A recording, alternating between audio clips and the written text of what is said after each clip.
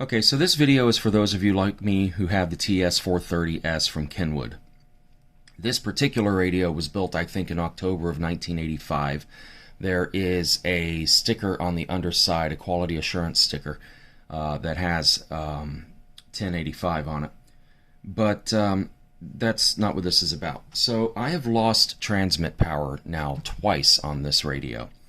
And the last time that I lost transmit power, I did not know what was going on. And I had the radio apart a number of times for a number of other reasons. And this time I finally said, you know what, screw it. I'm going to go ahead and take the low-pass filter board out. I'm going to take the power amplifier board out. I'm going to reflow every single solder point on that board, those boards. And I did. While I was in the process of doing that, I discovered that the cause of my loss of transmit power was one of these little coaxes. And you can see there's not a whole lot there to that connector. But these connectors only have about 2/3 of the connector is cylindrical. Okay? Let me see if I've got something black that I can put behind this to make it a little bit more contrasty.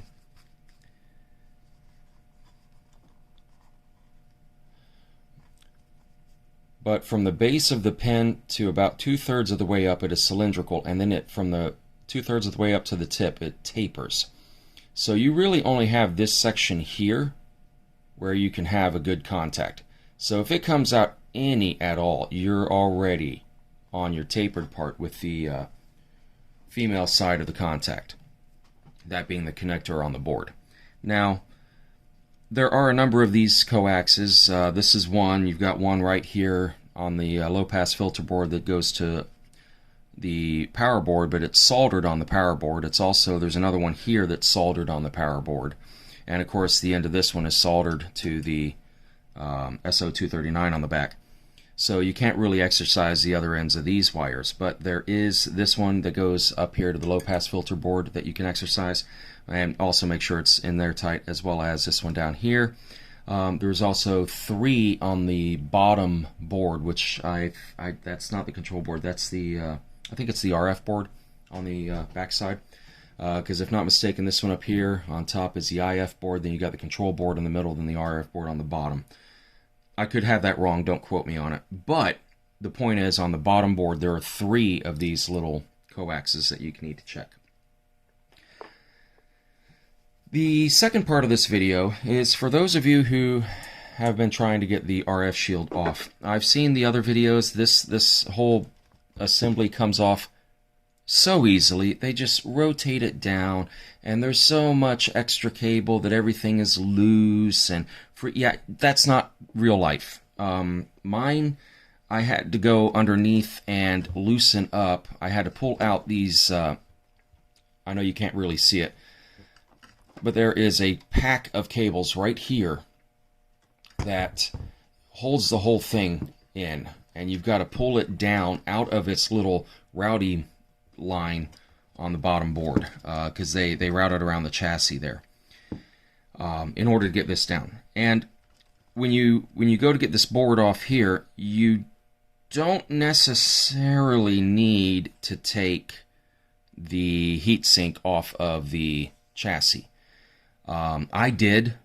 I found that it made things a little bit easier to work with, because you're not fighting to get your screwdriver in behind all of these coaxes and wires and everything, and you always are going to have 1 or 2 screws that you're going to miss. So it is easier if you can get it out, but it's also a pain in the neck to get it out of the chassis too.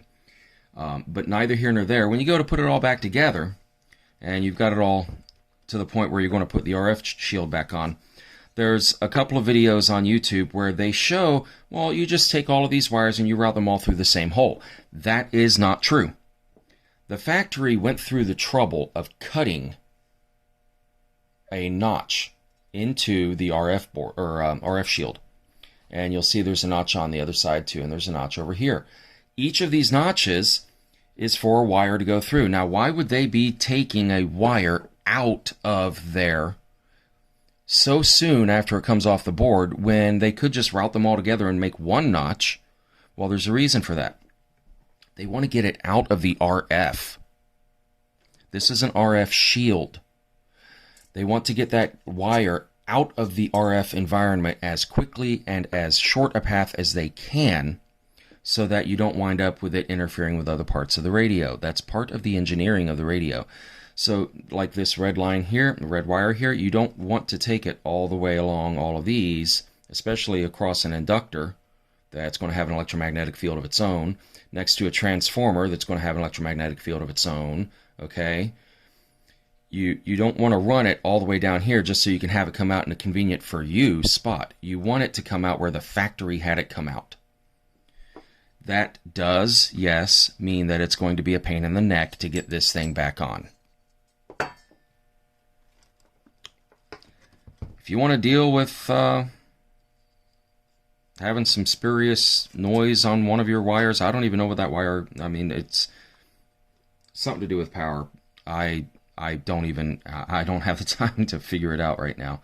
But like this one here, you'd think that they would just run it through and come to this notch here, but you can see it's routed and it's bent because it's been there for 35 years. It is bent where it came out. There's a reason they didn't run it across all of this circuitry inside the RF shield. They routed it out of the environment as quickly as they could. And honestly, they could have brought it through next to that coax where there is a larger notch. There's a reason they didn't. And I find that when it comes to fixing things, it's best to put it back the way the factory had it as much as possible. Unless you're modifying it, in which case it's obvious, but when you modify it, you don't modify anything you don't have to, unless you know what you're doing. And if you know what you're doing, you're going to route your cables accordingly. Like I said, yes, this is going to be a pain in the butt to get back on. You just have to be patient with it. Take your time, and you'll get there. Okay?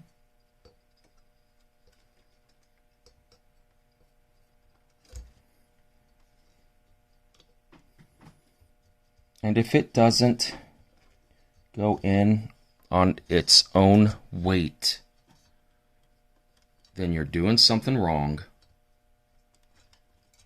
Don't force it. Because it will, under its own weight, fall into place when you've got everything routed correctly.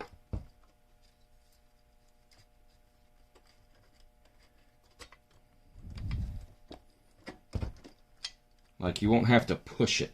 You may have to finagle it like I'm doing here, but you're not going to have to push it down.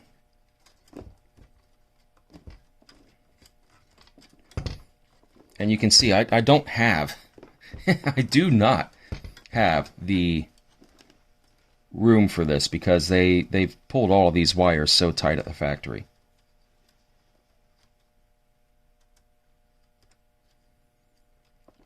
But I'm just checking, I'm making sure the coax is routed where it needs to be. That extra little 2 wires where it needs to be. It's all good. Oh, guess what? Not only is it all good, it's already down. Already all the way down. I was sitting here looking up here and it looked like it wasn't, but it's on. That's on. I did not push it down. It came down on its own weight because I had all the wires routed. If you're doing it right, it will do it on its own. You don't need to fight it. You don't need to force it. You're going to mess something up if you do. Too many fragile wires, and this stuff's 35 years old. It lasted this long. I'd like to not break it on my table. Hope this helps somebody. Good luck.